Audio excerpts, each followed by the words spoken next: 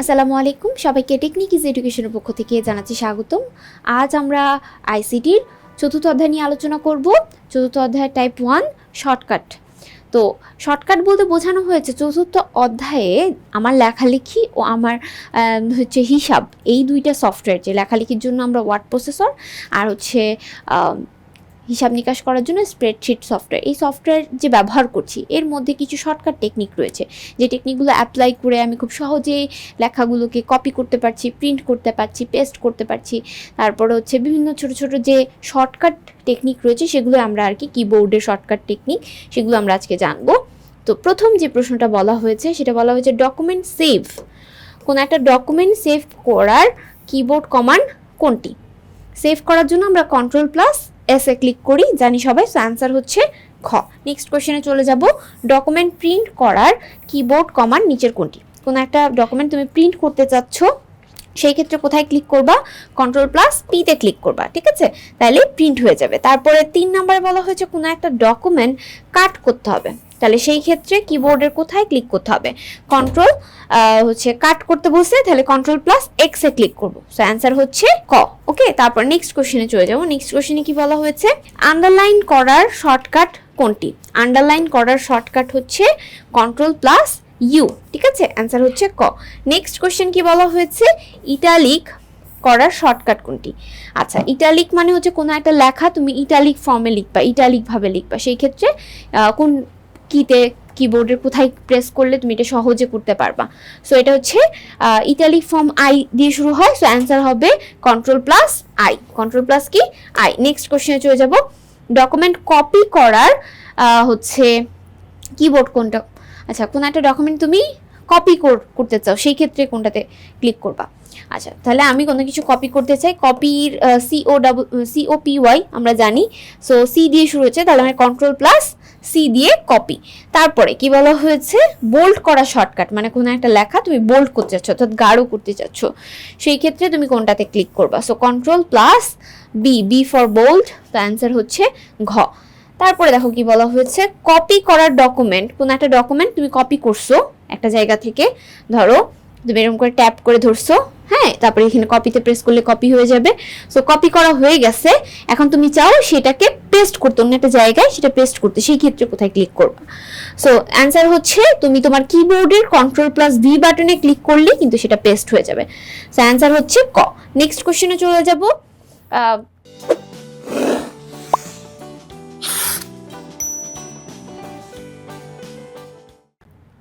কোন কমান্ড ব্যবহার করে বড় কোনো ডকুমেন্ট অল্প সময়ে খোঁজা যায়? তো খোঁজার ইংরেজি কি? ফাইন্ড মানে খোঁজা, F দিয়ে শুরু হচ্ছে, তার মানে Ctrl+F এ ক্লিক করলে আমরা খুব সহজে একটা বড় কোনো ডকুমেন্ট অল্প সময়ের মধ্যে খুঁজে বের করতে পারি। 10 নম্বর কোশ্চেনে কি বলা হয়েছে? নতুন ওয়ার্কশিট খোলার কিবোর্ড কমান্ড কোনটি? এখন নতুন একটা ওয়ার্কশিট খুলতে চাচ্ছ, অর্থাৎ ধরো তুমি যখন হিসাব নিকাশ করো, তাহলে কোন সফটওয়্যার ব্যবহার করে থাকো? তুমি এক্সেল সফটওয়্যার ব্যবহার করে থাকো। এক্সেল সফটওয়্যারের ভেতরে ছকছক করা শিট এর মতন থাকে, এই প্রত্যেকটা শিটকে, একটা পেপারকে ওয়ার্কশিট বলা হয়, শিট 1 শিট 2 এরকম থাকে।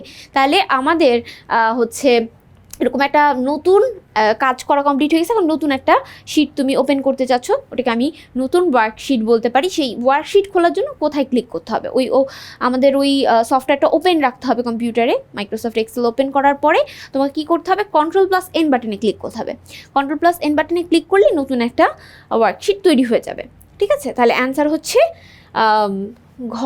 হ্যাঁ, তারপর নেক্সট কোশ্চেনে চলে যাব, টেক্সটের জন্য কোন কমান্ড ব্যবহার করা হয়? কোনো কিছু তুমি টেক্সট করতে চাও, লিখতে চাও, সেই ক্ষেত্রে তুমি কোথায় ক্লিক করবা? আচ্ছা, কোনো কিছু যদি আমাদের লিখতে হয়, সেই ক্ষেত্রে টেক্সট করার ক্ষেত্রে আমরা Ctrl+F এ ক্লিক করে থাকি, ঠিক আছে?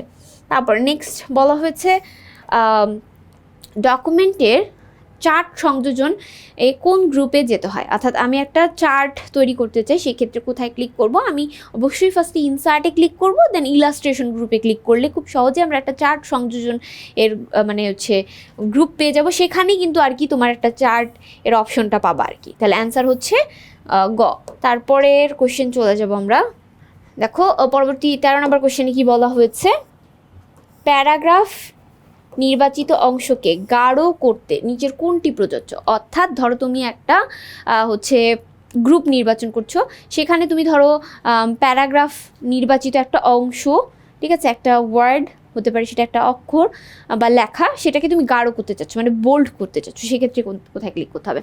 সো প্রথমেই আমাদের হচ্ছে লেখা যেহেতু আমি নির্বাচন করতে চাচ্ছি, গাঢ় করতে চাচ্ছি, সেক্ষেত্রে হোম মেনুতে যাব, ফন্ট গ্রুপে যাব, ফন্ট গ্রুপে আর কি প্যারাগ্রাফ নির্বাচন করা যায়, সেই ক্ষেত্রে আমরা তারপরে বোল্ড অপশন রয়েছে বি লেখা, সেটাতে ক্লিক করলেই সেটা কী হয়ে যাবে? গাঢ় হয়ে যাবে। সো অ্যান্সার হচ্ছে ক।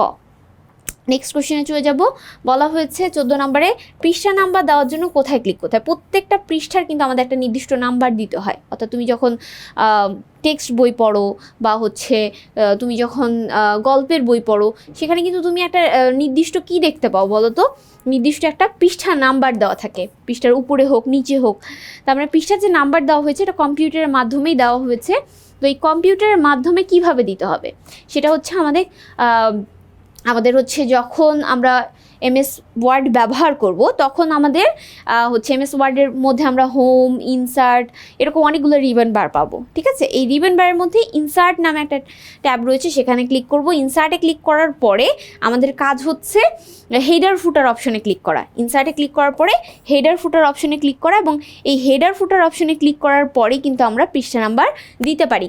এখন ইনসার্টের পরেই কিন্তু পেজ নাম্বার নামে একটা অপশন আসে, সেইখানে হেডার ফুটার পাওয়া যায়। এখন হেডার ফুটারের কাজ কি? হেডারের কাজ হচ্ছে পৃষ্ঠার উপরে নাম্বারটা দেওয়া, আর ফুটারের কাজ হচ্ছে পৃষ্ঠার নিচের দিকে নাম্বারটা দেওয়া। অর্থাৎ তুমি যখন গল্পের বই পড়ো তখন দেখবা যে পৃষ্ঠার নাম্বারটা নিচের দিকে বসানো, আর যখন তুমি টেক্সট বই পড়ো, টেক্সট বইয়ের দেখবা উপরের দিকে তোমার পৃষ্ঠার পেজ নাম্বার দেওয়া, পৃষ্ঠা নাম্বার 1, পৃষ্ঠা নাম্বার 2, এরকম। সো অ্যান্সার হচ্ছে ইনসার্টের হেডার ফুটার। ওকে, সো ইনসার্ট ট্যাবের মধ্যেই এই পৃষ্ঠা নাম্বারটা পাওয়া যায়, কমান্ডটা। সো অ্যান্সার হচ্ছে ক। নেক্সট কোশ্চেনে চলে যাব আমরা। 15 নম্বর কোশ্চেনে কি বলা হয়েছে?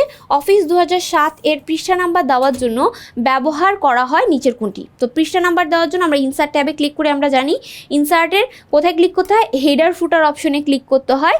তো তার মানে হচ্ছে আমরা হেডার ফুটার অপশনে ক্লিক করব, অথবা কি পেজ নাম্বারে ক্লিক করব। সো অ্যান্সার তো আমরা ইতিমধ্যে শিখে গেছি, অ্যান্সার হচ্ছে গ। আশা করি তোমরা এই পর্বটি বুঝতে পেরেছো। আজ এই পর্যন্তই। আসসালামু আলাইকুম রহমতুল্লাহি ওয়া বারাকাতুহু।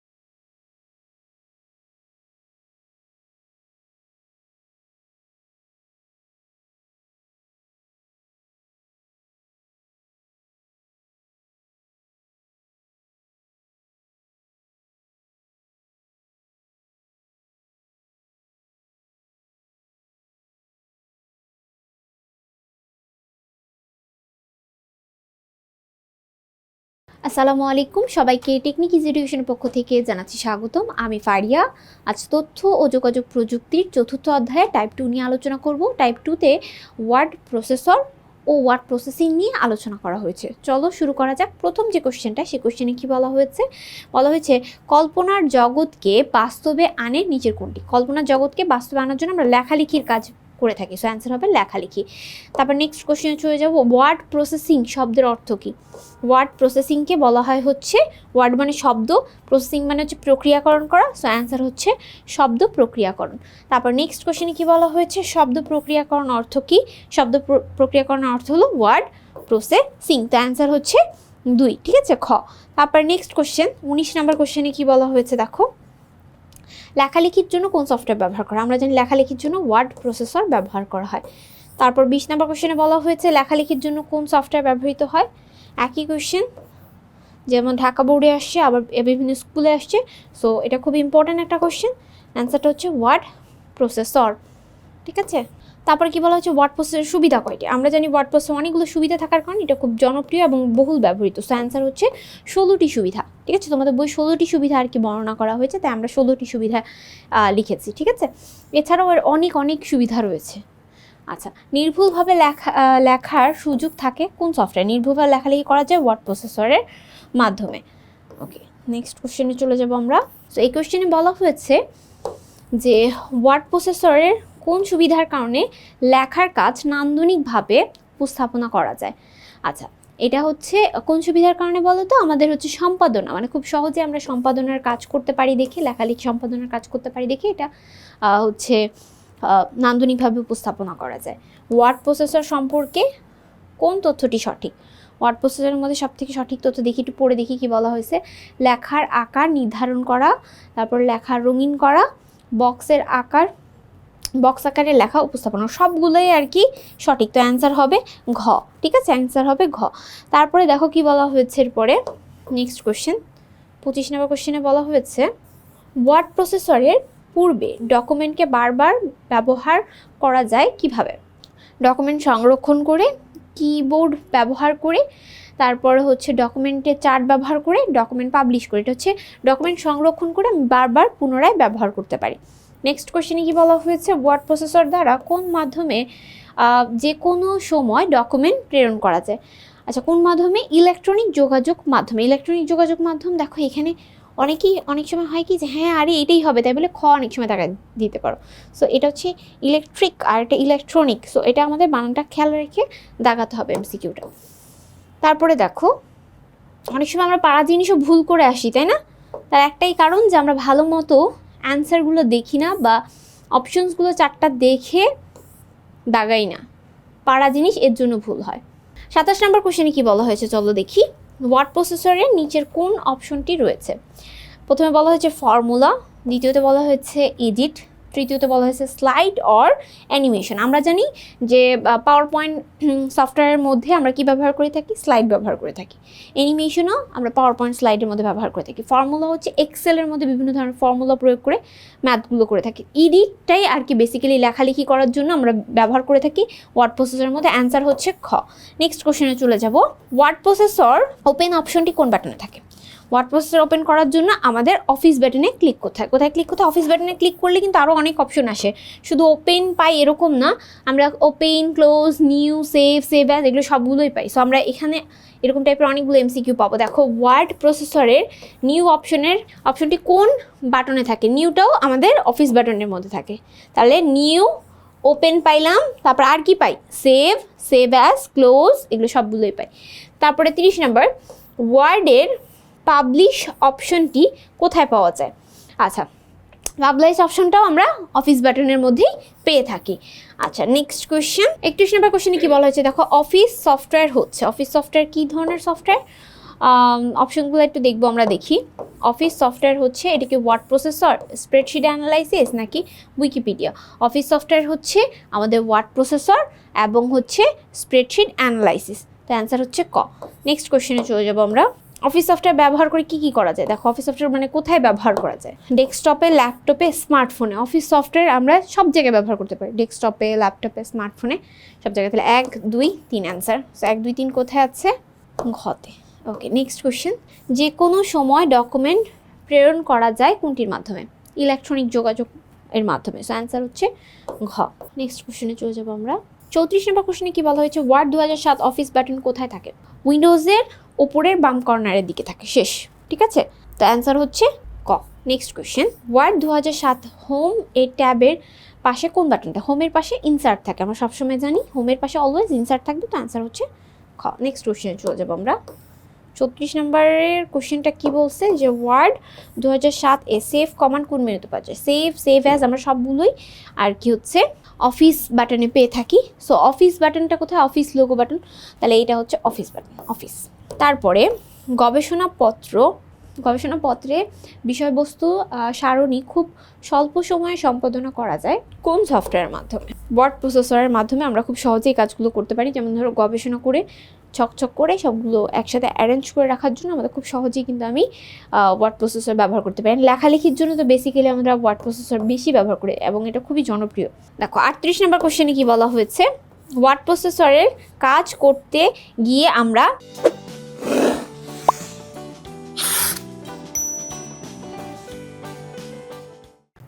আমরা নির্ভুলভাবে লেখালেখি কাজ করা যায়, ভুল হলে সাথে সাথে তা সংশোধন করা যায়। নেক্সটে বলছে ডেটাবেস তৈরি করা যায়।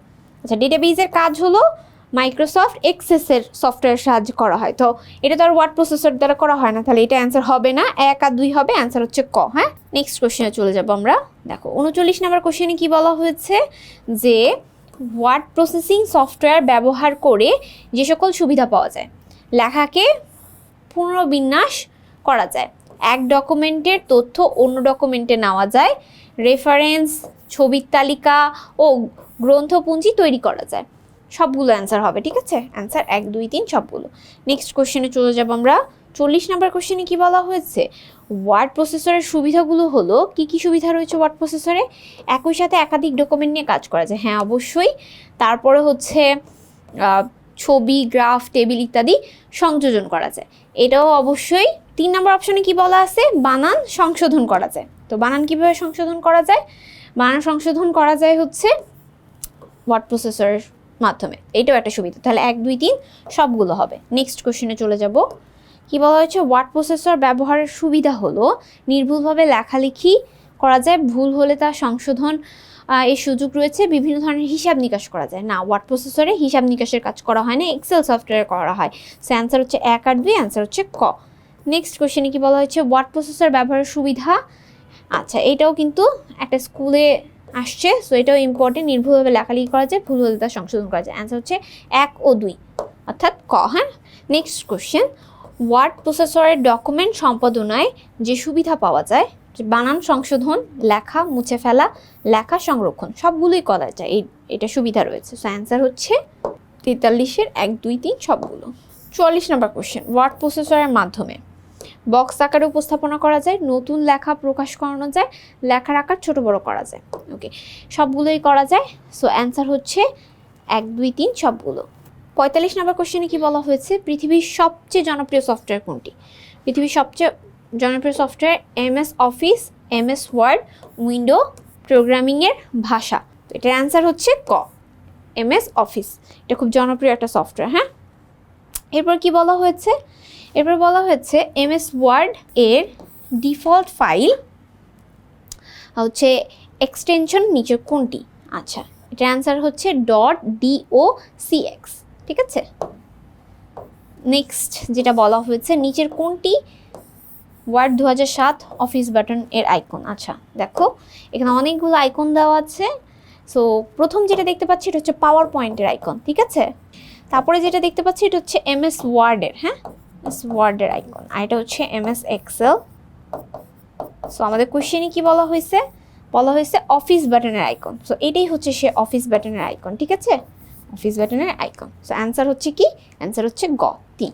তারপরে নেক্সট কোশ্চেনে চলে যাব, নিচের কোনটি ওয়ার্ড প্রসেসর এর আইকন? এখন তোমরা তো নিজেরাই দেখে বলতে পারবে কোনটা ওয়ার্ড প্রসেসর আইকন। W লেখা আছে, সো অ্যান্সার হচ্ছে ক। W লেখা থাকলে ওয়ার্ড, X লেখা থাকলে এক্সেল, পাওয়ার পয়েন্টে P দিয়ে শুরু, আর হচ্ছে আমরা এভাবে করে প্রত্যেকটা চিনতে পারবো। ওকে, তারপরে মাইক্রোসফট অফিস 2007 এর অংশ, মাইক্রোসফট ওয়ার্ড, মাইক্রোসফট এক্সেল, তারপর হচ্ছে VM কোড। তো আমরা জানি হচ্ছে মাইক্রোসফট অফিসের অংশ হচ্ছে ওয়ার্ড আর এক্সেল, আনসার হচ্ছে ক। নেক্সট কোশ্চেনে চলে যাব, MS ওয়ার্ড দিয়ে করা যায়, কি করা যায়? নির্ভুলভাবে লেখালেখি করা যায়, বেতন বিল প্রস্তুত করা যায়, আর হচ্ছে কোনো কিছু ডিজাইন করা যায়, ইমেল পাঠানো যায়।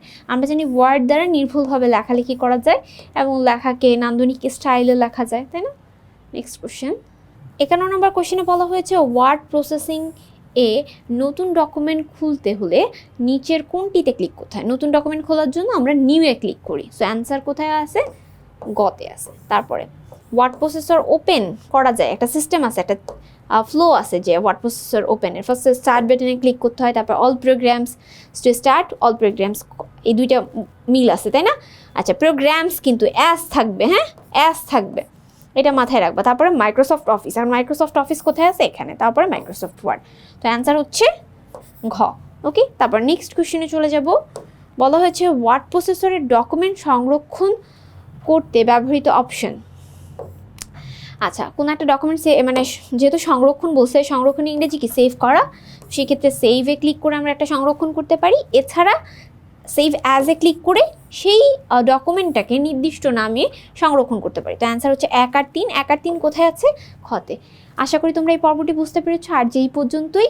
আসসালামু আলাইকুম ওয়া রাহমাতুল্লাহি ওয়া বারাকাতুহু।